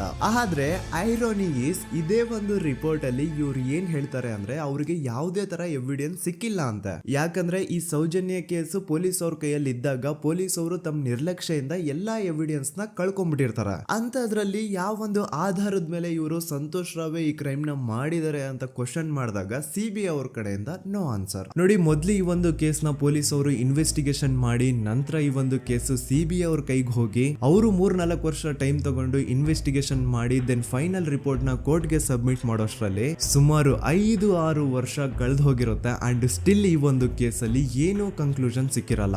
ಎವ್ರಿ ಇಯರ್ ಸೌಜನ್ಯನ ಬರ್ತ್ಡೇ ಇದ್ದಾಗ ಅಥವಾ ತಿಥಿ ಇದ್ದಾಗ ಅವಳನ್ನ ನೆನೆಸ್ಕೊಂಡು ಅವಳ ಹೆಸರಲ್ಲಿ public protest and student protest ನಡೀತಾನೆ ಇರ್ತವೆ. ಸೊ ಒಂದು ದಿನ ಈ ಒಂದು ಪ್ರೊಟೆಸ್ಟ್ ಗಳ ನ್ಯೂಸ್ ಗಿರೀಶ್ ಮುಟ್ಟಣ್ಣನವರ ಗಮನಕ್ಕೆ ಬರುತ್ತೆ. ಯಾರೀ ಗಿರೀಶ್ ಮುಟ್ಟಣ್ಣನವರ ಅಂದ್ರೆ ಇವರು very honest X police man. ನೀವು ನಂಬಲ್ಲ, ಇವ್ರು ಪೊಲೀಸ್ ಆಫೀಸರ್ ಇದ್ದಾಗ ಪಬ್ಲಿಕ್ ಅಲ್ಲಿ ಒಬ್ಬ MLA ಹೊಡೆದಿರ್ತಾರ. ಅಷ್ಟೇ ಅಲ್ಲ, ಪೊಲೀಸ್ ಡಿಪಾರ್ಟ್ಮೆಂಟ್ ಅಲ್ಲಿ ಕರಪ್ಷನ್ ಇದೆ, ಕರಪ್ಷನ್ ಇದ್ದಿದ್ ಕಡೆ ನಾನ್ ಇರಲ್ಲ ಅಂತ ಹೇಳ್ಬಿಟ್ಟು ತಮ್ಮ ಪೊಲೀಸ್ ಡ್ಯೂಟಿನ ಬಿಟ್ಬಿಟ್ಟು ಈಗ ಸಮಾಜದಲ್ಲಿ ಏನೇ ಅನ್ಯಾಯ ಆಗಿದ್ರು ಅದ್ರ ಅಗೇನ್ಸ್ಟ್ ವಾಯ್ಸ್ ರೈಸ್ ಮಾಡ್ತಿದಾರ. ಸೊ ಈ ಗಿರೀಶ್ ಮುಟ್ಟಣ್ಣನವರಿಗೆ ಸೌಜನ್ಯ ಕೇಸ್ ಬಗ್ಗೆ ಗೊತ್ತಾದಾಗ ಅವ್ರಿಗೆ ಈ ಕೇಸು ತುಂಬಾನೇ ಕಾಡುತ್ತೆ. ಅಲ್ಲ, ಇಷ್ಟೊಂದು ವರ್ಷಗಳಾಗೋಯ್ತು ಆ ಹುಡುಗಿ ಜೊತೆ ಅನ್ಯಾಯ ಆಗಿ, ಸ್ಟಿಲ್ ಈ ಒಂದು ಕೇಸ್ ನ ಕನ್ಕ್ಲೂಷನ್ ಸಿಕ್ತಿಲ್ವಲ್ಲ, ಏನ್ ನಡೀತಿದೆ ಧರ್ಮಸ್ಥಳದಲ್ಲಿ ಅರ್ಥ ಆಗ್ತಿಲ್ವಲ್ಲ ಅಂತ ಈ ಗಿರೀಶ್ ಅವರು ತಮ್ಮ ಹಳೆ ಪೊಲೀಸ್ ಕಾಂಟ್ಯಾಕ್ಟ್ಸ್ ನ ಯೂಸ್ ಮಾಡ್ಕೊಂಡು ಆ ಸೌಜನ್ಯ ಕೇಸ್ ಫೈಲ್ ನ ಒಂದು ಕಾಪಿನ ತಮ್ಮ ಹತ್ರ ತರಿಸ್ಕೋತಾರ. ಆ ಒಂದು ಕೇಸ್ ಫೈಲ್ ಅಲ್ಲಿ ಸೌಜನ್ಯ ಬಗ್ಗೆ ಅಷ್ಟೇ ಅಲ್ಲದೆ ಸಂತೋಷ್ ರಾವ್ ಬಗ್ಗೆನೂ ಇನ್ಫಾರ್ಮೇಶನ್ ಇರುತ್ತೆ. ಅಂಡ್ ಗಿರೀಶ್ ಅವರು ಸಂತೋಷ್ ಬಗ್ಗೆ ಇರುವಂತಹ ಇನ್ಫಾರ್ಮೇಶನ್ ನೋಡ್ತಾ ಇರ್ಬೇಕಾದ್ರೆ ಅವರು ಒಂದು ವಿಷಯನ ನೋಟಿಸ್ ಮಾಡ್ತಾರ. ಅದೇನಂತಂದ್ರೆ ಪೊಲೀಸ್ ಅವರು ಸಂತೋಷ್ ರಾವ್ನ ಬರೀ ಸೌಜನ್ಯ ಕೇಸಲ್ಲಿ ಒಂದೇ ಫಿಟ್ ಮಾಡಿರಲ್ಲ, ಸೌಜನ್ಯ ಸಾಯೋಕ್ಕಿಂತ 20 ದಿನ ಹಿಂದೆ ಧರ್ಮಸ್ಥಳದಲ್ಲೇ ನಡೆದಿರುವಂತಹ ಒಂದು ಕ್ರೈಮ್ ಅಲ್ಲಿನೂ ಸಹ ಸಂತೋಷ್ ರಾವೇ ಆರೋಪಿ ಅಂತ ಮೆನ್ಷನ್ ಮಾಡಿರ್ತಾರ. ಸೊ ಸೌಜನ್ಯ ಕೇಸ್ ಬಿಟ್ಟು ಆ ಇನ್ನೊಂದು ಕೇಸ್ ಯಾವುದು, ಅದಕ್ಕೂ ಸಂತೋಷ್ಗೂ ಏನ್ ಸಂಬಂಧ, ಅದ್ರಲ್ಲಿ ಯಾಕೆ ಸಂತೋಷ್ನ ಪೊಲೀಸ್ ಅವರು ಫಿಟ್ ಮಾಡಿದ್ರು ಅಂತ ಪ್ರತಿಯೊಂದು ಹೇಳ್ತೀನಿ. ಆದ್ರೆ ನಾನಿಲ್ಲಿ ಯಾರ್ದೂನು ರಿಯಲ್ ನೇಮ್ಸ್ ನ ಬಳಸಲ್ಲ. ಯಾಕಂದ್ರೆ ಮುಂದೆ ಕೇಸಲ್ಲಿ ತುಂಬಾ ದೊಡ್ಡ ಪವರ್ಫುಲ್ ವ್ಯಕ್ತಿಗಳ ಹೆಸರುಗಳು ಬರ್ತವೆ. ಅಂಡ್ ನನ್ ವಿಡಿಯೋ ಯೂಟ್ಯೂಬ್ ಇಂದ ಡಿಲೀಟ್ ಆಗೋದು ನನ್ಗೆ ಇಷ್ಟ ಇಲ್ಲ. ಹಾಗಾಗಿ ನಾನಿಲ್ಲಿ ಯಾರ್ದೂನು ರಿಯಲ್ ನೇಮ್ಸ್ ನ ಬಳಸ್ತಿಲ್ಲ. ಬಟ್ ಯಾರ ಬಗ್ಗೆ ಹೇಳ್ತಿದ್ದೀನಿ ಅಂತ ಒಂದ್ ಸ್ವಲ್ಪ ನೀವೇ ಅರ್ಥ ಮಾಡ್ಕೊಳ್ಳಿ.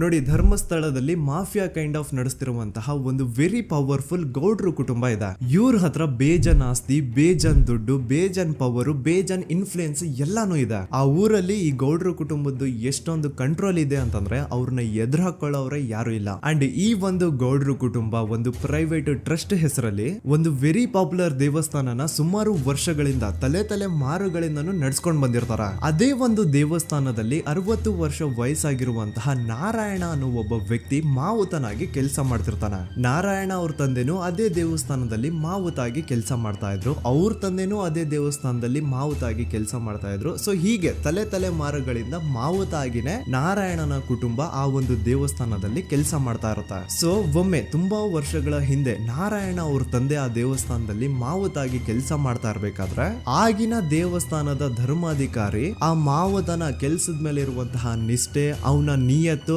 ಅಂಡ್ ತಲೆಮಾರುಗಳಿಂದ ಅವರು ದೇವಸ್ಥಾನಕ್ಕೆ ಸಲ್ಲಿಸ್ತಿರುವಂತಹ ಸೇವೆನ ಮೆಚ್ಚಿ ಆ ಧರ್ಮಾಧಿಕಾರಿ ಆ ನಾರಾಯಣ ಅವ್ರ ತಂದೆ ಆ ಮಾವುತನಿಗೆ ಒಂದು ಜಮೀನ ಕೊಡ್ತಾರೆ ಆಸ್ ಎ ಗಿಫ್ಟ್ ಆಗಿ. ಸೊ ಈಗ ಫ್ಲಾಶ್ ಬ್ಯಾಕ್ ಇಂದ ಒಂದ್ ಸ್ವಲ್ಪ ಮುಂದೆ ಬರುವ 2010-11ರಲ್ಲಿ ಯಾವೊಂದು ಜಮೀನ ಆಗಿನ ಧರ್ಮಾಧಿಕಾರಿ ನಾರಾಯಣ ಅವ್ರ ತಂದೆಗೆ ಆಸ್ ಎ ಗಿಫ್ಟ್ ಆಗಿ ಕೊಟ್ಟಿದ್ರು, ಈಗ ನಾರಾಯಣ ಅವ್ರ ತಂದೆ ಸತ್ ಹೋಗಿ ಆ ಒಂದು ಜಮೀನು ನಾರಾಯಣ ಹೆಸರಿಗೆ ಆಗಿರುತ್ತೆ. ಅಂಡ್ ಆಗಷ್ಟೇ ಗೊತ್ತಾಗುತ್ತೆ ಆ ಜಮೀನ ವೆರಿ ಆಪೋಸಿಟ್ ಒಂದು ದೊಡ್ಡ ಹೈವೇ ಬರ್ತಿದೆ ಅಂಡ್ ಅದರಿಂದ ಜಮೀನ ರೇಟು 10 ಪಟ್ಟು ಜಾಸ್ತಿ ಆಗುತ್ತೆ ಅಂತ. ಸೊ ಈ ವಿಷಯ ಗೊತ್ತಾಗಿ ನೋಡಿ, ದಾನ ಮಾಡದಂತಹ ಧರ್ಮಾಧಿಕಾರಿ ಅಂತೂ ಸತ್ ಹೋದ್ರು, ಆದ್ರೆ ಅವ್ರ ಮುಂದಿನ ಪೀಳಿಗೆ ಅವ್ರಿಗೆ ಈ ಜಮೀನ್ ಮೇಲೆ ಕಣ್ಬಿದ್ದು ನಾರಾಯಣ ಅವ್ರ ಹತ್ರ ಆ ಜಾಗನ ವಾಪಸ್ ಕೇಳ್ತಾರ. ಆದ್ರೆ ನಾರಾಯಣ ಕೊಡಲ್ಲ. ಇಲ್ಲ, ನಾನ್ ಯಾಕೆ ಕೊಡ್ಲಿ, ನಮ್ ತಂದೆಯಿಂದ ಸಿಕ್ಕಿರುವಂತಹ ಜಮೀನ್ ಇದು, ನಮ್ ತಂದೆಯ ಕೊನೆ ಗುರುತು ಇದು ನನ್ನ ಹತ್ರ ಇರೋದು, ಸೊ ಇದನ್ನ ನಾನು ಯಾವುದೇ ಕಾರಣಕ್ಕೂ ಬಿಟ್ಕೊಡಲ್ಲ ಅಂತ ಆ ಗೌಡ್ರು ಕುಟುಂಬನ ನಾರಾಯಣ ಎದುರು ಹಾಕೋತಾರ. ಆಗ ಗೌಡ್ರು ಕುಟುಂಬದವ್ರಿಗೆ ಕೋಪ ಬಂದು ಅವ್ರೇನ್ ಮಾಡ್ತಾರೆ ಅಂದ್ರೆ, ನಾರಾಯಣ ಮನೆಗೆ ನೀರಿನ ಸಪ್ಲೈ ಇರುತ್ತಲ್ವಾ ಅದನ್ನ ಬಂದ್ ಮಾಡ್ತಾರ, ಎಲೆಕ್ಟ್ರಿಸಿಟಿ ಸಪ್ಲೈನು ಕಟ್ ಆಫ್ ಮಾಡ್ತಾರ, ಊರಲ್ಲಿರುವಂತಹ ಎಲ್ಲಾ ಚರಂಡಿಗಳನ್ನ ಕ್ಲೀನ್ ಮಾಡಿ ಆ ಕಸ ಏನಿರುತ್ತೋ ಅದನ್ನ ತಂದು ನಾರಾಯಣ ಮನೆ ಮುಂದೆ ಹಾಕ್ತಾರ. ಇಷ್ಟೇ ಅಲ್ಲ, ನಾರಾಯಣ ಅವ್ರ ಹೆಂಡತಿ ಮಕ್ಕಳು ಎಲ್ಲಾದ್ರೂ ಆಚೆ ಹೋಗ್ತಾ ಬರ್ತಾ ಇದ್ರೆ ಅವ್ರನ್ನ ಕೆಟ್ಟದಾಗ ಬೈಯೋದು, ಹೊಡ್ಕೊಳ್ಳೋದು, ಬಡ್ಕೊಳ್ಳೋದೆಲ್ಲ ಮಾಡ್ತಿರ್ತಾರ. ಇಷ್ಟೆಲ್ಲ ಆಗ್ತಾ ಇದ್ರು ಸ್ಟಿಲ್ ನಾರಾಯಣ ಮಾತ್ರ ಆ ಜಾಗನ ಬಿಟ್ಕೊಡಲ್ಲ. ಆ ಜಾಗದ್ಗೋಸ್ಕರ ನೀನ್ ಬೇಕಿದ್ರೆ ಇದನ್ನೆಲ್ಲ ಸಹಿಸ್ಕೊಂಡಿರಪ್ಪ, ನಮ್ ಕೈಲಂತೂ ಆಗಲ್ಲ ಅಂತ ನಾರಾಯಣನ ಹೆಂಡತಿ ಮಕ್ಕಳು ಅವನ್ನ ಬಿಟ್ಟು ಬೇರೆ ಊರಿಗೆ ಹೋಗ್ಬಿಡ್ತಾರ. ಈಗ ಮನೆಯಲ್ಲಿ ನಾರಾಯಣ ಅಂಡ್ 45 ವರ್ಷ ವಯಸ್ಸಿರುವಂತಹ ನಾರಾಯಣ ಅವ್ರ ತಂಗಿ ಯಮುನಾ ಅವ್ರು ಮಾತ್ರ ಇಬ್ರೇ ಇರ್ತಾ ಇದ್ರು. ಸೊ ಒಂದೊಳ್ಳೆ ಅವಕಾಶ ನೋಡ್ಕೊಂಡು 21 ಸೆಪ್ಟೆಂಬರ್ 2012 ಮನೆಯಲ್ಲಿ ನಾರಾಯಣ ಹಾಗೂ ಯಮುನಾ ಇರ್ಬೇಕಾದ್ರೆ ಯಾರೋ ಮನೆ ಒಳಗಡೆ ನುಗ್ಗಿ ನಾರಾಯಣನ್ಗೆ ಹೊಡೆದು ಯಮುನಾಗೂ ಸಹ ಹೊಡೆದು ನಂತರ ಅವಳು ಮಾಡಿ ದೆನ್ ನಾರಾಯಣ ಹಾಗೂ ಯಮುನನ ತಲೆನ ಒಂದು ರುಬ್ಬಗುಂಡಿಂದ ಚಚ್ಚಿ ಸಾಯಿಸ್ಬಿಡ್ತಾರ. ಈ ಕೊಲೆ ಆಗಿದ್ದು ಕಳ್ಳತನಗೋಸ್ಕರ ಅಂತ ಪೊಲೀಸ್ ಅವರು ತಮ್ಮ ರಿಪೋರ್ಟ್ ಅಲ್ಲಿ ಬರೀತಾರ. ಆದ್ರೆ ಪಾಯಿಂಟ್ ಏನ್ ಗೊತ್ತಾ, ಆ ಮನೇಲಿ ಒಂದ್ ಸ್ವಲ್ಪನೂ ಹಣ ಆಗ್ಲಿ ಅಥವಾ ಬಂಗಾರ ಆಗ್ಲಿ ಕಳ್ಳತನ ಆಗಿರಲ್ಲ. ಕಳ್ಳತನ ಆಗಿರೋದು ಕೇವಲ ಆ ಮೇನ್ ರೋಡ್ ಅಲ್ಲಿ ಇದ್ದಂತಹ ಪ್ರಾಪರ್ಟಿ ಪೇಪರ್ಸ್. ಎಂತ ಕೋಇನ್ಸಿಡೆನ್ಸ್ ನೋಡಿ, ಯಾವ ಒಂದು ಜಮೀನಿನ ಪತ್ರ ನಾರಾಯಣ ಮನೆಯಿಂದ ಕಳ್ಳತನ ಆಗಿದ್ವೋ ಅದೇ ಒಂದು ಜಮೀನಲ್ಲಿ 10 ವರ್ಷ ಆದ ನಂತರ ಒಂದು ದೊಡ್ಡ ಹೋಟೆಲ್ ಸ್ಥಾಪನೆ ಆಗುತ್ತೆ ಅಂಡ್ ಆ ಹೋಟೆಲ್ ನ ಇನಾಗ್ರೇಷನ್ ಗೆ ಚಿಕ್ಕ ಗೌಡ್ರು ಬರ್ತಾರ. ಸೊ ಈಗೇನು ನಾರಾಯಣ ಹಾಗೂ ಯಮುನನ ಕೊಲೆ ಆಗಿದ್ಯೋ ಇದಾಗಿದ್ದು 20 ದಿನ ಆದ್ಮೇಲೆ ಸೌಜನ್ಯ ಜೊತೆ ಅಂತ ನಿರ್ದಯ ಘಟನೆ ಆಗಿದ್ದು. ಸೊ ಪೊಲೀಸ್ ಅವರು ಸೌಜನ್ಯ ಕೇಸಲ್ಲಿ ಸಂತೋಷ್ ರಾವ್ನ ಫಿಟ್ ಮಾಡೋದಲ್ದೆ ಈ ಒಂದು ನಾರಾಯಣ ಹಾಗೂ ಯಮುನಾ ಕೇಸಲ್ಲೂ ಸಹ ಸಂತೋಷ್ ರಾವ್ನೆ ಫಿಟ್ ಮಾಡಿರ್ತಾರ. ಇಲ್ಲಿ ಡೇಟ್ಸ್ ನ ಸ್ವಲ್ಪ ನೆನ್ಪಿಟ್ಕೊಳ್ಳಿ. ನಾರಾಯಣ ಹಾಗೂ ಯಮುನನ ಕೊಲೆ ಆಗಿದ್ದು 21 ಸೆಪ್ಟೆಂಬರ್ 2012 ಅಂಡ್ ಸಂತೋಷ್ ರಾವ್ ಧರ್ಮಸ್ಥಳಕ್ಕೆ ಬಂದಿದ್ದು 9 ಅಕ್ಟೋಬರ್ 2012, 20 ದಿನ ಆದ್ಮೇಲೆ. ಸೊ ನಾರಾಯಣ ಹಾಗೂ ಯಮುನನ ಕೊಲೆ ಆದಾಗ ಊರಲ್ಲೇ ಇಲ್ದೆ ಎಲ್ಲೋ ಶೃಂಗೇರಿಯಲ್ಲಿ ಯಾವುದೋ ಒಂದು ಹೋಟೆಲ್ ಅಲ್ಲಿ ಕೆಲಸ ಮಾಡ್ತಿದ್ದಂತಹ ಸಂತೋಷ್ ರಾವ್ ಹೇಗೆ ಈ ಒಂದು ಕೇಸಲ್ಲಿ ಆರೋಪಿ ಆಗ್ತಾನೆ? ಸೊ ಇದೇ ಒಂದು ಪಾಯಿಂಟ್ ನ ನೋಟಿಸ್ ಮಾಡಿ ಗಿರೀಶ್ ಮುಟ್ಟಣ್ಣನವರು ಧರ್ಮಸ್ಥಳಕ್ಕೆ ಬಂದು ಸಂತೋಷ್ ನ ಲಾಯರ್ ಜೊತೆ ಡಿಸ್ಕಸ್ ಮಾಡ್ತಾರ. ದೆನ್ ಫೈನಲಿ ಏನೋ ತಪ್ಪು ಮಾಡದೆ ಸುಳ್ಳು ಆರೋಪಗಳಿಂದ ಕರಪ್ಟ್ ಪೊಲೀಸ್ ಆಫೀಸರ್ಸ್ ನ ಮಿಸ್ಲೀಡಿಂಗ್ ಇನ್ವೆಸ್ಟಿಗೇಷನ್ ಇಂದ ಸಂತೋಷ್ ರಾವ್ ತನ್ನ ಜೀವನದ 8-10 ವರ್ಷನ ಜೈಲಲ್ಲಿ ಕಳೆದು ಫೈನಲಿ ರಿಲೀಸ್ ಆಗ್ತಾನೆ. ಒಂಥರ ಈ ಕೇಸಿಂದ ಸಂತೋಷ್ ರಾವ್ನ ಇಡೀ ಲೈಫೇ ಸ್ಪಾಯ್ಲ್ ಆಗೋಯ್ತು. ಈಗ ಸಂತೋಷ್ ರಾವ್ ರಿಯಲ್ ಆರೋಪಿ ಅಲ್ಲ ಅಂತ ಕೋರ್ಟ್ ಅಲ್ಲಿ ಪ್ರೂವ್ ಆಯ್ತು. ಹಾಗಿದ್ರೆ ರಿಯಲ್ ಆರೋಪಿ ಯಾರು? ಪೊಲೀಸ್ ಅವರು ಯಾಕೆ ಕೇಸಲ್ಲಿ ಇಷ್ಟೊಂದು ಅನ್ಫೇರ್ ಇನ್ವೆಸ್ಟಿಗೇಷನ್ ಮಾಡಿದ್ರು? ಯಾರ ರಿಯಲ್ ಹೆಸರನ್ನ ಮುಚ್ಚಿಡ್ಲಿಕ್ಕೆ ಪೊಲೀಸ್ ಆಫೀಸರ್ಸ್ ಈ ಒಂದು ಕೇಸಲ್ಲಿ ಸಂತೋಷ್ ರಾವ್ನ ಸಿಗ್ಹಾಕ್ಸಿದ್ರು? ಇದೆಲ್ಲ ಥಿಂಕ್ ಮಾಡ್ತಾ ಹೋದ್ರೆ ನೋಡಿ, ಆ ಊರಲ್ಲಿ ಆ ಪೊಲೀಸ್ ಆಫೀಸರ್ಸ್ಗೆ ಲಂಚ ಕೊಡೋಷ್ಟು, ಒಂದು ಪೊಲೀಸ್ ಇನ್ವೆಸ್ಟಿಗೇಷನ್ ನ ಸ್ಟಾಪ್ ಮಾಡೋಷ್ಟು ಅಥವಾ ಇನ್ವೆಸ್ಟಿಗೇಷನ್ ನ ಮಿಸ್ಲೀಡ್ ಮಾಡೋಷ್ಟು ಇನ್ಫ್ಲುಯೆನ್ಸ್ ಆಗ್ಲಿ, ಪವರ್ ಆಗ್ಲಿ ಅಥವಾ ಮನಿ ಆಗ್ಲಿ ಊರಿನ ಗೌಡ್ರು ಹತ್ರ ಮಾತ್ರ ಇದ್ದಿದ್ದು. ಸೊ ಈಗ ಸಂಶಯದ ಮುಳ್ಳು ಗೌಡ್ರು ಕಡೆ ತಿರುಗುತ್ತಾ. ನೋಡಿ, ಪೊಲೀಸ್ ಅವರು ಸುಮ್ನೆ ಸಂತೋಷ್ ರಾವ್ನ ನಾರಾಯಣ ಹಾಗೂ ಯಮುನಾ ಕೇಸಲ್ಲಿ ಫಿಟ್ ಮಾಡಿದ್ರು. ಈಗ ಆ ಒಂದು ಕೊಲೆ ಪ್ರಕರಣಕ್ಕೂ ಸಂತೋಷ್ ರಾವ್ಗೂ ಏನು ಸಂಬಂಧನೇ ಇರ್ಲಿಲ್ಲ. ಹಂಗೆ ಥಿಂಕ್ ಮಾಡಿ, ನಾರಾಯಣ ಸತ್ರೆ ಅಥವಾ ಅವನ ತಂಗಿ ಯಮುನಾ ಸತ್ರೆ ಯಾರಿಗ ಅಡ್ವಾಂಟೇಜ್ ಆಗುತ್ತೆ? ಊರಿನ ಗೌಡ್ರಿಗೆ, ಯಾಕಂದ್ರೆ ಅವ್ರಿಗೆ ಜಮೀನ್ ಸಿಗುತ್ತಾ. ಸೊ ಈಗ ನಾರಾಯಣ ಹಾಗೂ ಯಮುನಾ ಕೇಸಲ್ಲಿ ಸಂತೋಷ್ ರಾವ್ ಆರೋಪಿ ಅಲ್ಲ ಅಂತ ಪ್ರೂವ್ ಆದ್ಮೇಲೆ ಹಾಗಿದ್ರೆ ಆ ಕೊಲೆ ಮಾಡ್ದವ್ರು ಯಾರು ಅಂತ ಹಾಗೆ ಥಿಂಕ್ ಮಾಡಿದ್ರೆ ಗಿರೀಶ್ ಮುಟ್ಟಣ್ಣನವರಿಗೆ ಆ ಊರಿನ ಗೌಡ್ರ ಮೇಲೆ ಡೌಟ್ ಬರುತ್ತೆ. ಅದೇ ಒಂದು ಡೌಟ್ ಅಲ್ಲಿ ಗಿರೀಶ್ ಮುಟ್ಟಣ್ಣನವರು ಮಹೇಶ್ ತಿಮ್ರೊಡ್ಡಿ ಅಂತ ಇನ್ನೊಬ್ರ ಜೊತೆ ಸೇರ್ಕೊಂಡು ಈ ಹಿಂದೆ ಆ ಒಂದು ಊರಲ್ಲಿ ಆ ಧರ್ಮಸ್ಥಳದಲ್ಲಿ ಈ ಊರಿನ ಗೌಡ್ರು ಯಾವ್ದ್ಯಾವ್ದೆಲ್ಲ ಕ್ರೈಮ್ ಗಳು ಮಾಡಿದಾರೆ ಅಂತ ಊರಿನ ಜನರಿಂದ ತಿಳ್ಕೊತಾರ. ನಂತರ ಆ ಊರಿನ ಜನ ಯಾವ್ದ್ಯಾವ್ದೆಲ್ಲ ಮ್ಯಾಟರ್ಸ್ ಹೇಳಿದ್ರು ಆ ಕೇಸ್ ಫೈಲ್ಸ್ ನೆಲ್ಲ ತಿರುಗಿಸಿ ಮುರುಗಿಸಿ ನೋಡಿದಾಗ ನೀವು ನಂಬಲ್ಲ, ಸೌಜನ್ಯ ಕೇಸ್ ಏನೇನು ಅಲ್ಲ, ಅದಕ್ಕಿಂತ ಭೀಕರ ಕೊಲೆಗಳು ಧರ್ಮಸ್ಥಳದಲ್ಲಿ ಆಗಿವೆ ಅಂಡ್ ಎಲ್ಲಾ ಕೊಲೆಗಳ ಹಿಂದೆ ಗೌಡ್ರು ಕುಟುಂಬದ್ದೇ ಕೈ ಇದೆ ಅಂತ ಎದ್ದು ಕಾಣಿಸುತ್ತೆ.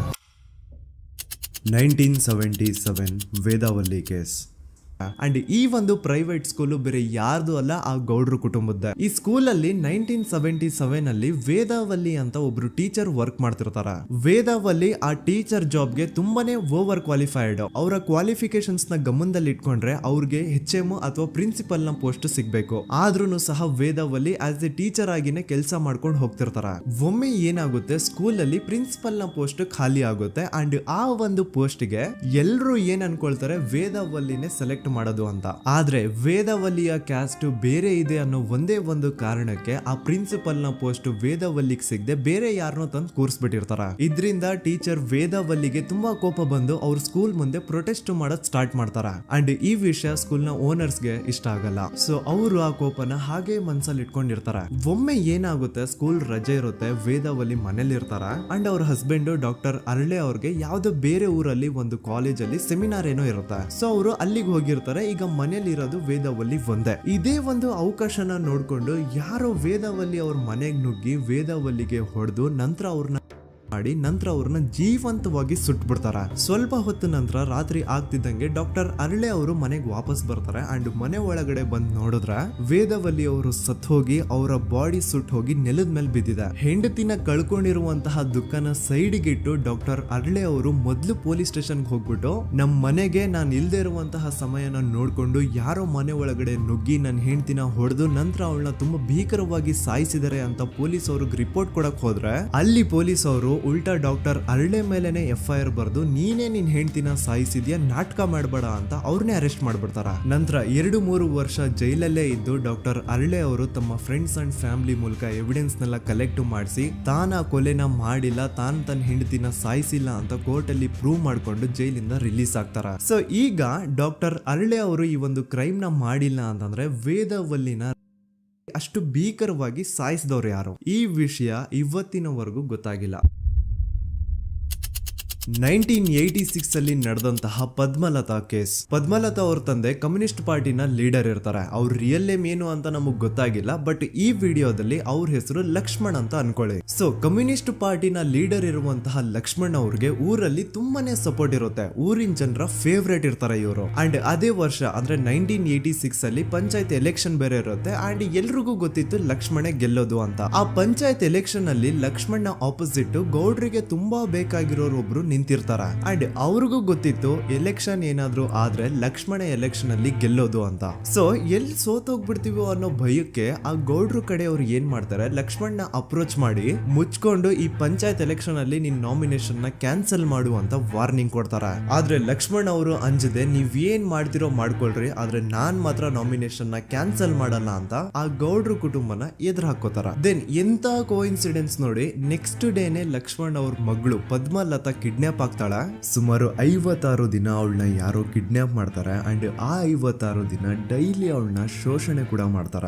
ನಂತರ 56 ದಿನ ಆದ್ಮೇಲೆ ಪದ್ಮಲತನ ಬಾಡಿ ನೇತ್ರಾವತಿ ನದಿಲಿ ತೇಲ್ತಾ ಸಿಗುತ್ತಾ. ಆಸ್ ಎಕ್ಸ್ಪೆಕ್ಟೆಡ್ ಈ ಕೇಸಲ್ಲೂ ಪೊಲೀಸ್ ಅವ್ರ ಕಡೆಯಿಂದ ಪ್ರಾಪರ್ ಇನ್ವೆಸ್ಟಿಗೇಷನ್ ಆಗಲ್ಲ ಅಂಡ್ ಯಾರ್ ಪದ್ಮಲತನ ಕಿಡ್ನಾಪ್ ಮಾಡಿದ್ರು, ಯಾರು ಅವಳನ್ನ 15 ದಿನವರೆಗೂ ಶೋಷಣೆ ಮಾಡಿ ನಂತರ ಅವಳನ್ನ ಅಷ್ಟು ಭೀಕರವಾಗಿ ಸಾಯಿಸಿದ್ರು ಅಂತ ಇವತ್ತಿನ ದಿನದವರೆಗೂ ಗೊತ್ತಾಗಿಲ್ಲ. ಮತ್ತೆ ನಮಗೆ ಗೊತ್ತಾದದು 22ಕ್ಕೆ ಸ್ಕೂಲ್ ಡೇ 56 ದಿನ ಕಳೆದು ಹೊಳೆಯಲ್ಲಿ ಹೆಣ ಉಂಡು ಅಂತ ಕೇಳಿ ಪೊಲೀಸಿನವರು ಬರುವಾಗ ಬಂದು ಹೇಳುವಾಗ ನಮಗೆ ಗೊತ್ತಾದ. ಅವರು ನನ್ನನ್ನು ಕರ್ಕೊಂಡೋಗಿ ಅಲ್ಲಿಗೆ ಹೋಗಿದೆ.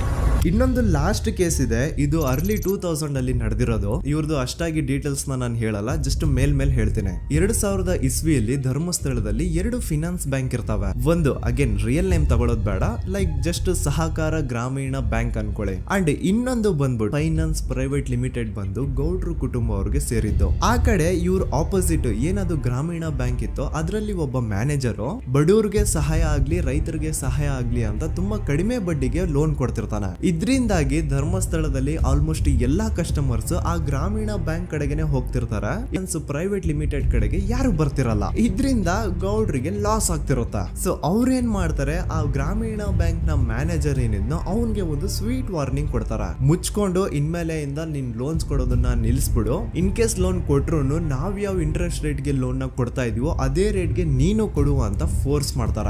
ಆದ್ರೆ ಆ ಗ್ರಾಮೀಣ ಬ್ಯಾಂಕ್ ನ ಮ್ಯಾನೇಜರು ಇದ್ಯಾವುದನ್ನು ಕಿವಿಗೆ ಹಾಕೊಳ್ಳಾರ್ದೆ ಅವನ್ ಕೆಲಸ ಅವ್ನ್ ಮಾಡ್ಕೊಂಡು ಹೋಗ್ತಾನ. ದೆನ್ ಸಡನ್ಲಿ ಒಂದು ದಿನ ಬ್ಯಾಂಕ್ ಮ್ಯಾನೇಜರ್ ನ ಹೆಂಡತಿನ ಮನೆ ಒಳಗಡೆನೆ ನುಗ್ಗಿ ಯಾರು ಮಾಡಿ ತುಂಬಾ ಭೀಕರವಾಗಿ ಸಾಯಿಸ್ಬಿಡ್ತಾರ. ಇದರ ರಿಗಾರ್ಡಿಂಗ್ ಆ ಬ್ಯಾಂಕ್ ಮ್ಯಾನೇಜರ್ ಪೊಲೀಸ್ ಸ್ಟೇಷನ್ ಅಲ್ಲಿ ಕಂಪ್ಲೇಂಟ್ ಕೊಡಕ್ ಹೋದ್ರೆ ಪೊಲೀಸ್ ಅವರು ಉಲ್ಟಾ ಆ ಬ್ಯಾಂಕ್ ಮ್ಯಾನೇಜರ್ ಹೆಸರಲ್ಲೇ FIR ಬರ್ದು ನೀನೇ ನಿನ್ ಹೆಂಡತಿನ ಸಾಯಿಸಿದ್ಯಾ ಅಂತ ಅವನ್ನೇ ಅರೆಸ್ಟ್ ಮಾಡ್ಬಿಡ್ತಾರ. ನಂತರ 1-2-3 ವರ್ಷ ಆ ಬ್ಯಾಂಕ್ ಮ್ಯಾನೇಜರ್ ಜೈಲಲ್ಲಿ ಇರ್ತಾನೆ. ಅದಾದ್ಮೇಲೆ ಅವನ ಕ್ರೈಮ್ ನ ಮಾಡಿಲ್ಲ ಅಂತ ಕೋರ್ಟ್ ಅಲ್ಲಿ ಪ್ರೂವ್ ಆಗುತ್ತೆ. ಆದ್ರೆ ರಿಯಲ್ ಕ್ರೈಮ್ ಮಾಡಿದವರು ಯಾರು ಅಂತ still it's A question mark. And ಇನ್ನೊಂದು ನಾರಾಯಣ ಅಂಡ್ ಯಮುನಾ ಕೇಸ್ ಬಗ್ಗೆ ಅಂತೂ ನಾನು ಆಗ್ಲೇ ನಿಮ್ಗೆ ಎಕ್ಸ್ಪ್ಲೇನ್ ಮಾಡಿದೆ. ಸೊ ಎಂತಹ ಕೋ ಇನ್ಸಿಡೆಂಟ್ಸ್ ಗಳು ನೋಡಿ, ಯಾರೆಲ್ಲ ಆ ಧರ್ಮಸ್ಥಳದಲ್ಲಿ ಗೌಡ್ರು ಕುಟುಂಬನ ಎದುರಾಕೊಂಡಿದಾರೋ ಅವ್ರ ಜೀವನದಲ್ಲಿ ಏನೋ ಒಂದು ತುಂಬಾ ದೊಡ್ಡ ದುರಂತ ನಡೆದು ಹೋಗುತ್ತಾ. ಅಂಡ್ ಸರ್ಪ್ರೈಸಿಂಗ್ಲಿ ಅವ್ರ ಕೇಸಲ್ಲಿ ಪೊಲೀಸ್ ಅವ್ರ ಕಡೆಯಿಂದ ಪ್ರಾಪರ್ ಇನ್ವೆಸ್ಟಿಗೇಷನ್ ಆಗಲ್ಲ. ಅಂಡ್ ಯಾರ ಆ ಕ್ರೈಮ್ ನ ಮಾಡಿದ್ರು ಅಂತ ಯಾವತ್ತೂ ಹೊರಗೆ ಬರೋದೇ ಇಲ್ಲ. ಸೊ ಈ ಗೌಡ್ರು ಕುಟುಂಬದವರು ಧರ್ಮಸ್ಥಳದಲ್ಲಿ ಬೇಜನ್ ಕರ್ಮಕಾಂಡಗಳನ್ನ ಮಾಡಿದ್ದಾರೆ. ಅಂಡ್ ಅವ್ರ ಪವರ್ ಅಂಡ್ ಅವ್ರಿಗಿರುವಂತಹ ಇನ್ಫ್ಲೂಯೆನ್ಸ್ ಇಂದ ಆ ಎಲ್ಲಾ ಕೇಸ್ ನ ಮುಚ್ಚಾಕಿದ್ದಾರೆ ಅಂತ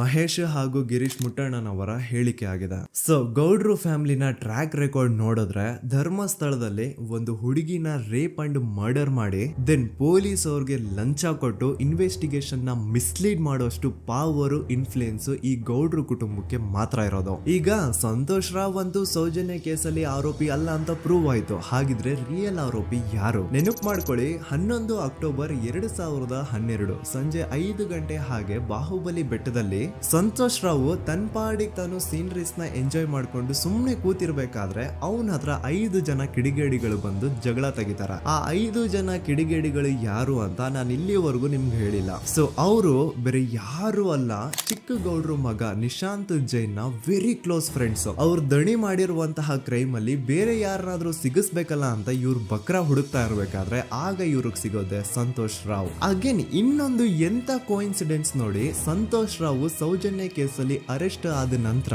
ಚಿಕ್ಕ ಗೌಡ್ರು ಮಗ ನಿಶಾಂತ್ ಜೈನ್ ದೇಶನೇ ಬಿಟ್ಟು ಹೋಗ್ಬಿಡ್ತಾನೆ. ಈ ಕೇಸಲ್ಲಿ ಚಿಕ್ಕ ಗೌಡ್ರು ಮಗ ಇನ್ವಾಲ್ವ್ಮೆಂಟ್ ಇದೆ ಅಂತ ಯಾರಿಗೂ ಡೌಟೇ ಬರ್ತಾ ಇರ್ಲಿಲ್ಲ. ಡೌಟ್ ಯಾವಾಗ ಬಂತು ಅಂದ್ರೆ ಆ 5 ಜನ ಕಿಡಿಗೇಡಿಗಳು ಯಾರು ಸಂತೋಷ್ನ ಈ ಒಂದು ಕೇಸಲ್ಲಿ ಸಿಗಾಕ್ಸಿದ್ರು ಆ 5 ಜನರಲ್ಲಿ ಒಬ್ಬ ರವಿ ಪೂಜಾರಿ ಅಂತಾನು ಇರ್ತಾನೆ.